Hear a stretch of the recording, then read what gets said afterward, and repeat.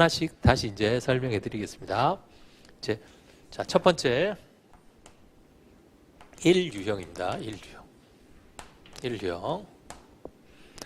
1유형은 뭐냐면 행정청이 갑에게 침익적 처분을 하는 거예요.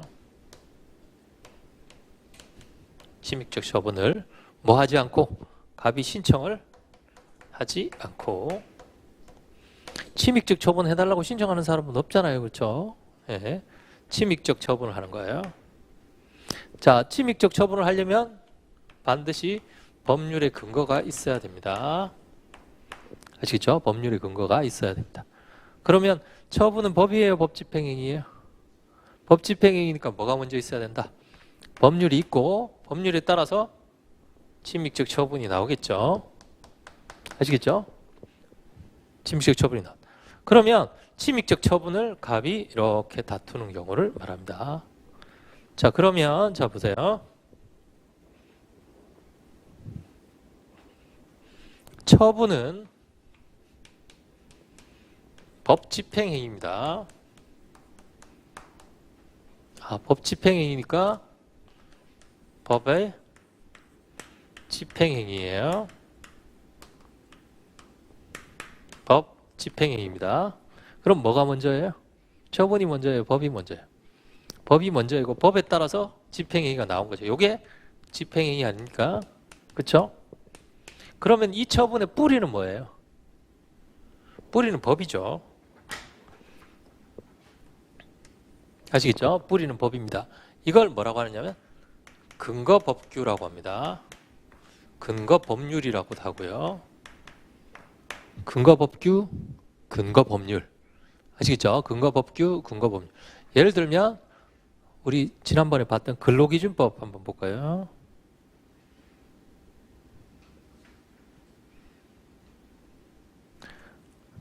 근로기준법 지난번에 33조입니다. 33조. 노동위원회는 구제명령을 받은 후 이행하지 않은 자에게 이행강제금을 부과한다라고 되어 있습니다. 이행강제금을 부과한다라는 근로기준법 33조는 이 중에 뭐예요? 이거죠. 만약에 이행강제금을 부과했습니다. 부과 처분을 했어요. 이 법에 근거해서. 그러면 이행강제금 부과 처분의 근거법규는 뭐예요? 근로기준법 33조죠. 아시겠죠? 자, 그럼 이 처분의 법집행행위 할 때 법은 요게 되겠죠. 아시겠죠? 법집행행위가 거꾸로 얘기하면 근거법규입니다.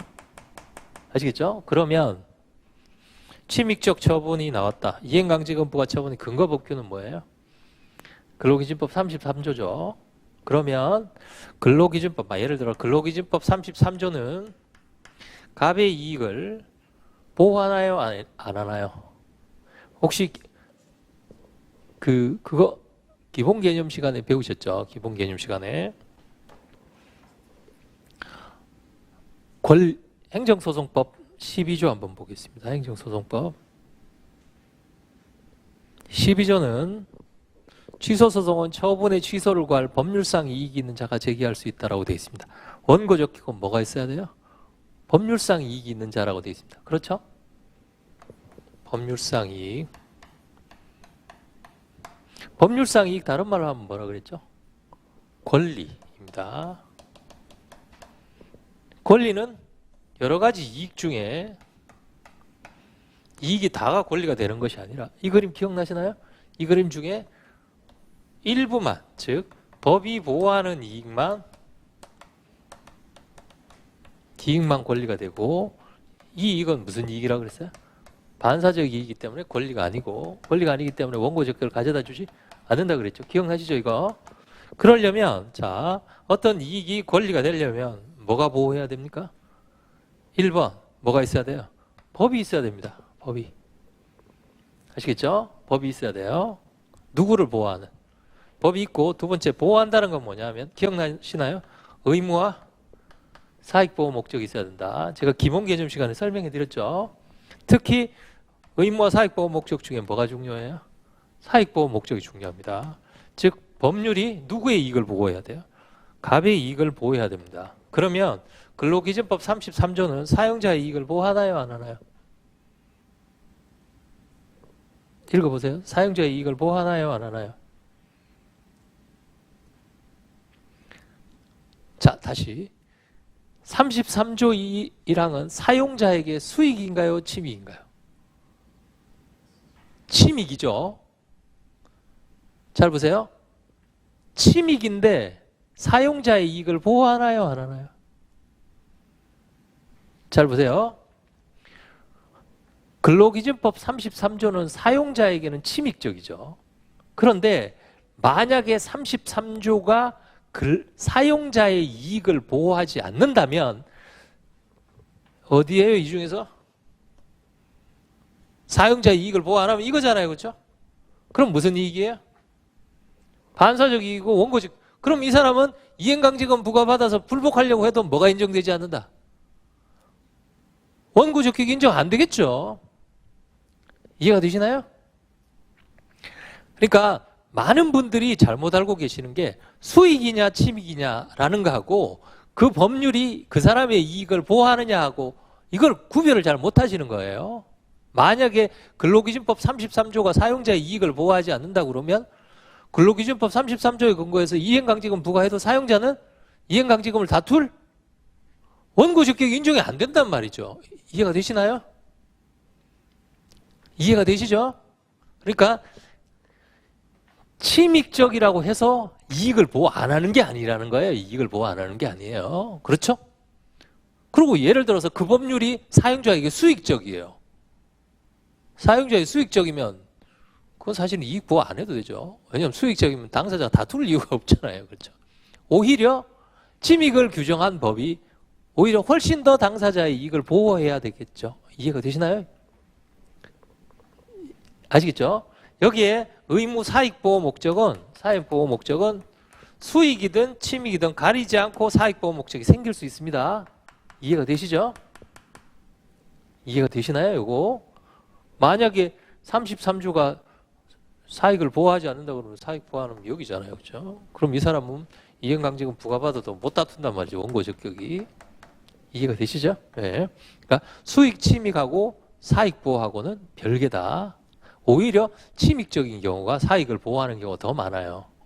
더 많다. 이거 이해가 되시죠? 네. 자, 그래서 1유형입니다. 1유형은 침익적 처분에 대해서. 잘 보세요. 그럼 침익적 처분에 대한 거예요. 침익적 처분의 근거 법률이 이겁니다. 그럼 이 법률은 갑의 이익을 보호해야 돼요? 보호 안 해야 돼요?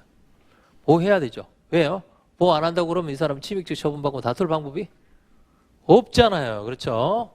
따라서 침익적 처분에 근거되는 법률은 갑의 이익을 항상 보호합니다.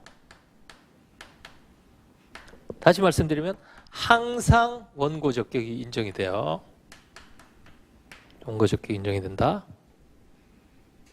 이걸 뭐라고 하느냐면 직접 상대방 이론이라고 합니다. 직접 상대방 이론.